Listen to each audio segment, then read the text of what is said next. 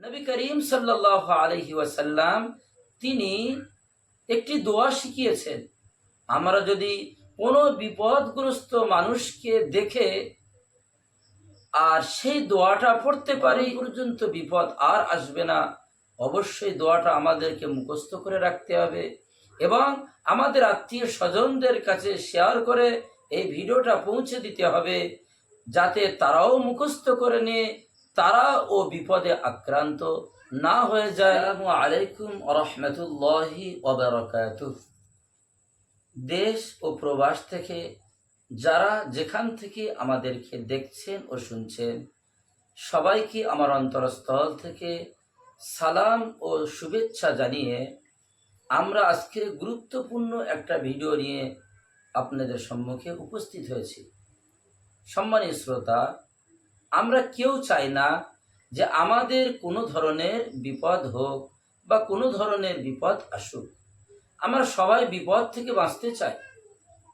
সুতরাং বিপদ থেকে বাঁচতে গেলে আমাদের কিছু করণীয় আছে। আমরা যে বিপদ থেকে বাঁচতে চাই সেই বিপদগুলো না জানি আমাদের উপরে এসে যায়। এর জন্য নবী করিম সাল্লাল্লাহু আলাইহি ওয়াসাল্লাম তিনি একটি দোয়া শিখিয়েছেন।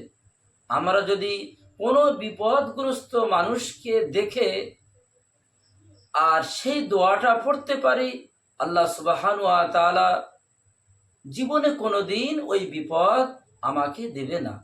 সে বিপদ যত বড় হোক না কেন আর সে বিপদ ছোট হোক না কেন। আমরা কিন্তু আসলে ছোট বড় কোনো বিপদই চাই না। তাহলে আজ থেকে আমরা সবাই প্রতিটা বিপদ থেকে বেঁচে থাকতে পারবো।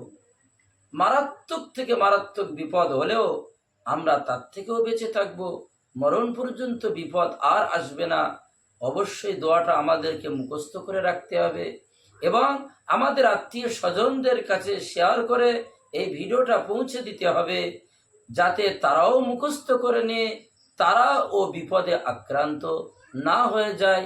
এবং এমন ধরনের গুরুত্বপূর্ণ ভিডিও পেতে অবশ্যই আপনারা আমার চ্যানেলকে সাবস্ক্রাইব করে লাইক দিয়ে শেয়ার করে পাশে থাকার জন্য আমি আমার তরফ থেকে আবেদন জানাচ্ছি। আলহামদুলিল্লাহ, এখন আমরা সেই হাদিস শ্রবণ করব এবং আমরা সবাই আমল করার চেষ্টা করব।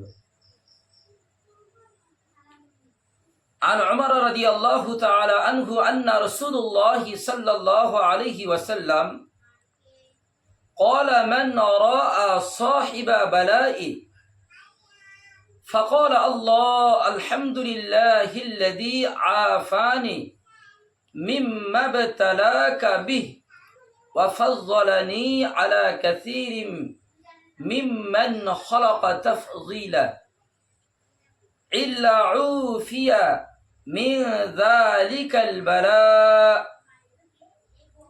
كائنا ما كان ما عاش رواه الترمذي। এই হাদিসের তরজমা হযরত ওমর রাদিয়াল্লাহু তাআলা আনহু হইতে বর্ণিত আছে যে রাসূলুল্লাহ সাল্লাল্লাহু আলাইহি ওয়াসাল্লাম ইরশাদ করিয়াছেন, যে ব্যক্তি কোনো বিপদগ্রস্তকে দেখিয়া এই দোয়া পড়িয়া লয়। কি দোয়া পড়বে? আলহামদুলিল্লাহিল্লাযী আফানি মিম্মা ইবতালাকা বিহি ওয়া ফাদ্দালানি আলা কাসীরিম মিম্মান খালাকা তাফযীলা। উক্ত দোয়া পাঠকারী সারা জীবন সেই বিপদ হইতে নিরাপদ থাকিবে, চাই সে বিপদ যেমনই হোক না কেন। সম্মানিত শ্রোতা, আমরা বুঝতে পেরেছি বিপদ যেমন হোক নাই কেন এই দোয়া যদি বিপদগ্রস্তকে দেখে আমরা একবার পড়তে পারি, তাহলে আমাদের সারা জিন্দগির মধ্যে আল্লাহ তাআলা ওই বিপদটা দিবেন না।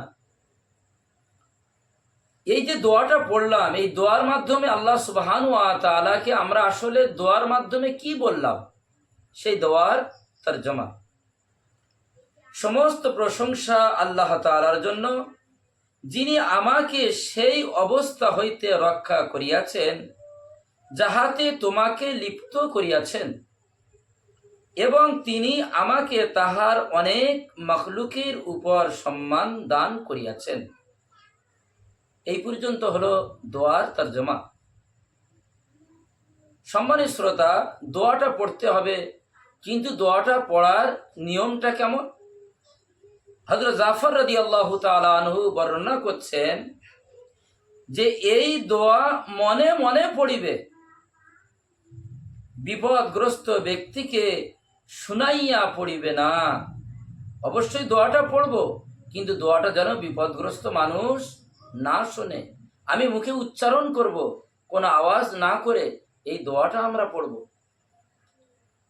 তাহলে এই দোয়া আমি সুন্দর করে ধরে ধরে ভালো করে বলে দিচ্ছি, যাতে আপনারা মুখস্থ করে নিতে পারেন। অবশ্যই আমরা মুখস্থ করে নেব। আলহামদুলিল্লাহিল্লাযী আফানি মিম্মা ইবতালাকা বিহি ওয়া ফাদ্দালানি আলা কাসীরিম মিম্মান খালাকা তাফযীলা। আরো একবার বলছি দোয়াটি।